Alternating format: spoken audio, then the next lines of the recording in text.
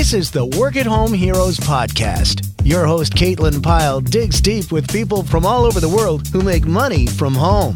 Get ready to wake up to a world of possibility for freedom, flexibility, and a life you'll love. Well, hey everybody, welcome to the Work at Home Heroes podcast. This is Caitlin Pyle, I'm your host, and I'm here with Christina Lantz. She's a stay-at-home mom and copywriter, proofreader, and editor who specializes in the dental industry. And I'm always joking about whether you're getting into a niche, it could be dentist, could be golf, and those are my two favorite things to talk about. And I'm actually talking to someone who's in the dental industry, and she's currently freelancing for a dental software company in Washington State. She also works with the CEO of that company, writing blog posts and rebranding media for his personal consulting agency. She's been working with them for about 4 months now, and she's been a freelance writer off and on since 2010. Welcome to Work at Home Heroes, Christina. Hi, thank you so much for having me. So where are you calling in with us today? I am in Portsmouth, Rhode Island. We're about 15 minutes from Newport, Rhode Island, and maybe an hour and 15 minutes south of Boston. Excellent. So I really want to just get into your backstory. How did you get into working at home? I had my daughter. Prior to that, I had kind of dabbled in some freelance writing, but really when I was pregnant with my daughter, my husband and I decided that I would stay home. Then after a while, I missed not being able to contribute financially to the house. And I really worked on trying to figure out how to be able to do that from home. And it was really difficult. And I kind of just fell into freelance writing, which I had always loved. And then writing for the dental industry is something that one of the few things that I had a really extensive background in. And I just kind of put feelers out and I just stumbled into working for this company in Washington. That's really, really cool. So, and you spent, was it 10 years working for a dentist? I did. I was a chairside assistant and I managed the practice for about 5 years. Wow. So you were really in the dental industry. I think that's really cool. I think a lot of us sometimes we try to reinvent the wheel and we're like, okay, we had to do something completely different than what we've been doing for the last however many years. And myself included in that regard. I thought nobody's going to want to learn proofreading. So I almost never started Proofread Anywhere. But then I was like, you know what? I'm just going to do what I'm good at and see what happens. And some cool stuff happened. So it looks like the exact same thing has happened with you, Christina. So what kind of income are you generating each month working at home right now? It varies a little bit, but I can generally count on $1,700 to $1,900 a month. And then from there, sometimes it's a little bit more if the man that I work with has some other side projects for me to do. That's awesome. I mean, for a lot of people, that is a life-changing amount of money. So many people you wouldn't believe. I mean, you would believe. But people come to me and they're like, I just want to make an extra $500 a month. And there you are, Christina, you're making more than 3 times that every single month. So what I want to know is about when you first started, what kind of challenges you had. Did you have any mental or emotional challenges when you were getting started, or were you super confident from the get-go? Oh, no, I definitely had a lot of self-doubt. Because my daughter conveniently had just transitioned out of napping. It was pretty difficult to try and find something that I could do home with her while she wasn't in school or, in daycare. So being able to find something that I was able to do with her around and be able to still focus, that presented a big problem. Yeah. So you ended up in your application, before everybody fills out an application before they come on the show, you mentioned that you were actually doing the Proofread Anywhere course. Can you tell us a little bit about that? I did. That course, it took me a long time to finish, but I stuck with it. And I thought, if I can do this, then I would be able to, when Sarah does nap occasionally, or, when she does go to sleep at night, I'd be able to do this for people and I could do it completely from home. What I found a lot of people looking for were work from home jobs, but you had to go in a couple days a week. And that wasn't an option for me. I needed something solely from my home. And the Proofread Anywhere course allowed me to do that. But when I got out into actually taking on cases, I thought, this really isn't for me. As much as I love grammar and proofreading, I felt that I wasn't a right fit to be a transcription type proofreader. Yeah, and I think that's really a brave thing, because it's hard sometimes when you invest the time, and you said it took you a long time to do the course, to be able to say, and I can relate to that 100% having gone to personal training school and then deciding it wasn't for me. And that's not always an easy decision to kind of pivot, but you did that. So let's talk about that pivoting from getting into what you're doing now, from the proofreading thing and realizing it wasn't quite for you. How did you make that transition? I took all of the skills that I had learned from the course and I thought, okay, well, now I know how to proofread. And, there's a little bit of editing involved. When you do take that course, you see how things are written verbatim and you go, oh my goodness, if I could just change the way it was written, I could make it perfect. But I had a problem, not being able to do that. So I figured, all right, well, there's some light editing involved. So I started pitching myself as a freelance writer with skills in proofreading and light editing, which some freelancers don't have. That really opened up a whole new field for me to be able to work with people. And I've done it for friends and family who have small businesses, and it's been really, really an asset. That's excellent. So talk about the first time you put yourself out there, because everybody is always afraid, as you know, firsthand, you guys listening, maybe thinking the same thing. I just am scared to put myself out there. What was it like putting yourself out there to get your first client? It was nerve-wracking. Of course, yeah. I tried, 4 or 5 different pitches. I sent them out and, they all kind of came back with I don't know. And then I stumbled into somebody wanting some freelance writing for their dental company. And I said, I can do that. So I pitched out there and I just said, look, and I kind of got to a point in my head where I said, you know what, it doesn't matter. Something's going to happen. I just have to roll with it. So I said, look, this is my dental experience. This is what I need financially. And this is what I can bring to you. And I have the best of both worlds. I have skills in dentistry and I have skills as a writer. And they wrote back and they said, well, that's pretty interesting. A lot of our freelancers don't have that dental background. And so I sent him a couple of articles that I had written for the dentist that I worked for. And he said, oh, this is great. And it just kind of snowballed from there.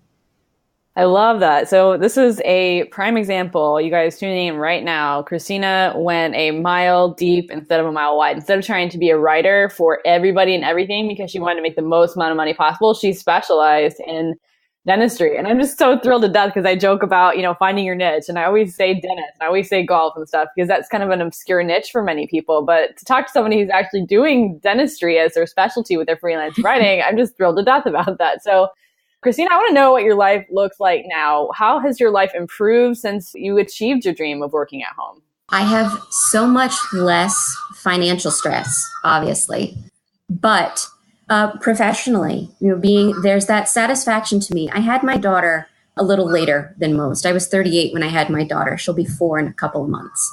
So I'd had that, 20 years of work experience, and then all of a sudden to not have that as part of my identity, I felt that there was something missing. So I have that back and I can stay home with my daughter. I don't have to put her in daycare. I don't have to find friends that can watch her while I go to work. So it's really made a fullness in my life that was lacking before. And there's a lot of guilt, I think, for a lot of moms that feel like if they're not working, they're not contributing. There's a guilt for not having that child with you be enough. I feel that completeness, that wholeness is there again. And as a bonus, I can stay home and take care of Sarah. And if I'm, burnt out, my eyes are going crossed because I'm staring at a computer screen, I can take a break.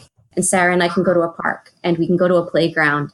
And I don't feel guilty about taking that time away from my work because I know it'll be there as soon as I come home. Oh, I love it. It's living the dream, man. I know there's people that are like, I want that. And you're inspiring them right now. So I love that. Well, when you got started wanting to work from home, I'm sure you told some people about it. And so what I'm curious about now is, did you have to deal with any unsolicited feedback from people in your sphere of influence, your friends, your family? Did people have negative things to say to you about you getting started working at home, or do they still say those things now? A couple. I think a lot of people were surprised that you can work from home and have a successful job from home that pays well, that isn't putting yourself out there and having to do home parties and things like that, which is traditionally what a lot of stay-at-home moms end up doing. And at first, when they questioned the legitimacy of what I was doing, wait a minute, you're writing blogs, isn't that a hobby? How are you making money from that?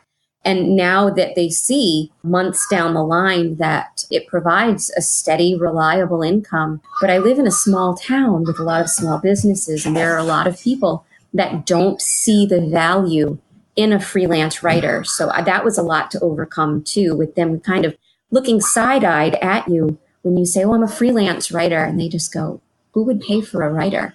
And a lot of people, actually. Yeah.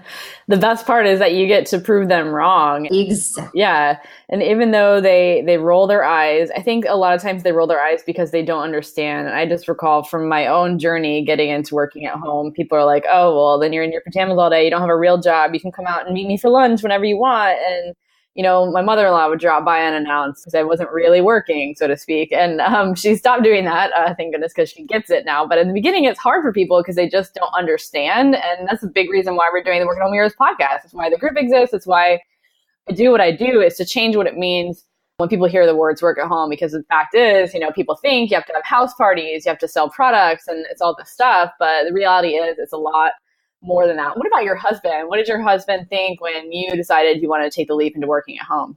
When I first told him, he kind of just looked at me and went, oh, okay. So then he's trying to figure out in his head, wait, so are we going to put Sarah in daycare? And when I said, no, I need to find something that I can do from home with her here, he said, oh, okay. And he didn't really feel the need for me to have a job too. And so when I finally explained to him, look, this is more than just me bringing in money. This is also part of trying to be fulfilled in all of the aspects of my life. My family is great. I love my home life, but I'm missing that professional part of myself that I used to love. And then he kind of went, oh, okay. But I could see that he still kind of didn't get it. But now, months down the line, I'll email him. I'll go, oh, they sent me another client to work with. They sent me another client to work with. And now he just texts back the huge smiley faces with the heart eyes. And, so now he's totally on board and he loves it just as much as I do, because now he can say to his friends at work, my wife's a freelance writer. She works from home and she does really well. Yes, I love that. I just got some chills, man. It's not even cold here. I'm in Florida and it's warming up. But I just got chills, Christina. It's amazing that, you were able to turn your husband's mind around just by doing your thing. And I think something key to just kind of highlight there and what you just said was that it's about more than you just being a mom. Even though your husband didn't think it was necessary for you to work at home, you knew it was necessary because you knew you wanted more than that. So I want to congratulate you on sticking with your guns there. And your husband has come a long way, it sounds like. So he's happy with the fruits of your labor. And I'm sure he loves to brag on you as well. He totally does. Yes. And that, of course, it makes me happy and it makes me proud. And then it makes me want to do more. It's brought a fullness to our lives that we didn't have. And, as the added bonus, we also have our daughter that we can both be home with if we want to, off and on, and take care of her. It has done wonders being able to work from home and have that aspect of our lives, fulfilled. Yeah. Happy wife, happy life. And we talk extensively in the Work at Home Heroes community about happiness being a result of solving problems. And so it's not the toil, it's not like the money that we earn necessarily. You might not have needed the money that you're now earning working at home, but you're solving problems for people. You have this sense of fulfillment and purpose. And I think that is that happiness that we long for. Maybe that's what you were missing, is this joy of achievement, as FDR, it's a famous quote by FDR. It's the joy of achievement that we long for, and that makes it all worth it. So switching gears just a little bit, Christina, I want to talk about your average day. I just want to know, to start out with, your typical morning routine. Now that you're in charge of your day, you've got some more stuff to kind of juggle. What does your day look like when you first wake up in the morning? Usually it's getting my daughter up. She's an early riser, so we're usually up by about 6 a.m. And, I get her set with some breakfast and, we talk a little bit, we play a little bit. And as she's doing that, I kind of go through my email and I see if anyone has sent me anything overnight. And then I map out my day. I have pen and paper. I just list everything that I need to get done. I put little boxes next to it. Sometimes even things I've already done just so I can cross it off. I love that sense of achievement there. So I just put everything down and then I try to get all of my work done by noon. So the afternoon after lunch is totally me and Sarah, and I can, pop laundry in if I need to. We can play if we have errands to run. And I find that getting my work done first thing in the morning and having the rest of the day really frees up my brain to be able to focus on what I need to get done. And then I know once I push through that, the rest of the day is a playtime. Yes, I love that. I think that's a great incentive that you use your playtime with Sarah, the fact that you get to have the rest of the day for whatever you want to do, whether you do your housework, and I think housework is fun, or, you play with Sarah, and I have a dog, we can go out for walks, stuff like that. I think that's a great incentive. But is that how you would say that you keep yourself on track all day? That you kind of just keep that as your goal and you're like, okay, let me get this work done as quickly as possible, do the best job I can, and then, I'm free. Would you say that's how you keep yourself on track? Absolutely. It helps keep me on track. And it also helps with my daughter. She's 3.5. So she doesn't quite have that understanding that, mommy's got to get this work done. She just sees me playing on my laptop, But when I say to her, Sarah, mama's got to get her work done in the morning and then I can spend the rest of the day with you. Just give me a few more minutes. I just need a little bit more time. And that seems to really help rather than, we're playing, we're doing everything. And then in the back of my mind, I've got to get this work done. But if I do it the other way around, then I also catch her when she's fresh from the morning, when she's cooperative. And then when the afternoon drags on and she's getting a little tired and she's getting a little cranky and she's getting a little clingy or needy, my work is already done. So I can be there for her 100%. I love that. And I'm just curious, in doing that work in the morning, how many hours does that add up during your typical week? During a typical week, it kind of varies. It's usually a few hours in the morning when I really, the time that I spend, the actual working hours, maybe 9-10 hours a week. But, it's spanned out over a couple of hours because there's always little interruptions. Yeah. Wow. So 8 or 9 hours a week. And that's, between $1,500, $1,900 a month for 8 to 9 hours a week of work. That is a really, really good amount. And you're that much happier for it. And, you guys get to do more. You have more freedom because it's really about the freedom, right? You guys have so much more freedom now. You have this extra money. I mean, you feel more fulfilled. This sounds like a win-win. So what's next for you, Christina? Do you have any measures in place to grow your business? Or are you planning on staying where you are? What's next? Absolutely. I want to grow my business. I'm working with one client right now. Ideally, I would love to have another couple of clients. As Sarah gets older, as her attention span gets a little bigger, I can take on a little bit more work here and a little bit more work there. And by the time she's in school, I wouldn't mind doing this 5-6 hours a day. It would be wonderful to be able to supplement not only my husband's income, but have more than that. So then if he wanted to change gears or change jobs or change careers, we would have that freedom too. If he wanted to take time off, we could, go to New Hampshire for a month. And it doesn't matter. As long as I've got my laptop and my internet, I can do it anywhere. Yes, what it's all about to be a work-at-home hero. So I know that the folks listening at home or on the road or anywhere they are right now listening to this podcast are super inspired by the way that you have taken steps to become the work-at-home hero in your life, in your home, despite what people had to say about it, despite any hiccups that you came across, there's self-doubt, things like that. We all experience that. I experienced that before I do anything in my life. But I know there's probably people that are listening. They're like, well, that's great for you, Christina. It's great for you, Caitlin.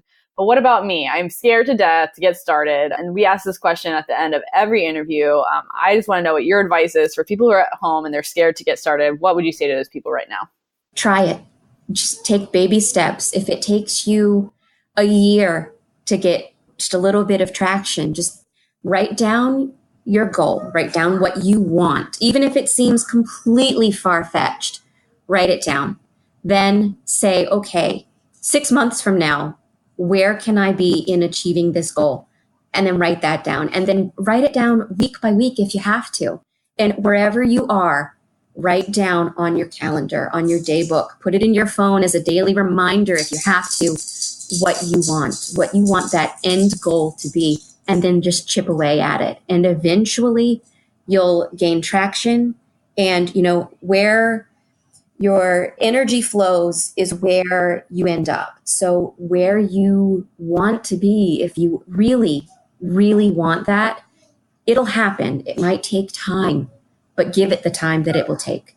Excellent advice. So you said take action and get some traction, and you have to take action to get traction. And we talk about that all the time in Work-at-Home Heroes. And I was on Facebook Live at the time of this recording. We just wrapped up our very first launch of Work-at-Home School. And I was on Facebook Live for about 15 hours throughout the whole week, just on. And we talked about this exact thing a lot, that people want to have confidence before they get started. They want to have traction. They want to have momentum. They want to have motivation. But you have to have action first before you get any traction. It's by definition, it's a law of physics. You've got to have action before you have traction. And so Thank you so much for being on the show, Christina. If there's anybody at home who has a question, where can they find you? I have a website. It's a work in progress. It's ChristinaLantz.com. They can reach out to me there, send me an email. If anyone has any personal questions about freelance writing or about working from home, I'm happy to answer them. Perfect. Well, thank you so much for being on Work at Home Heroes, Christina. Thank you so much. Well, thanks, guys. I sure hope you're enjoying the Work at Home Heroes podcast. I sure enjoy hosting it. I would love it if you'd leave us a review if you've been enjoying it. And of course, you are all invited to join the Work at Home Heroes Facebook community, where we will continue the conversation about working at home and finding your fit. Thanks again, and we'll talk to you next time. Thanks for listening to the Work at Home Heroes podcast with Caitlin Pyle. Be sure to listen to previous episodes at caitlinpyle.co/podcast. While you're there, read the show notes and check out all the great links and resources mentioned in this episode and more. You can also subscribe to the Work at Home Heroes podcast so you'll automatically be notified when our next episode is available. Remember, as Caitlin says, mo skills means mo money.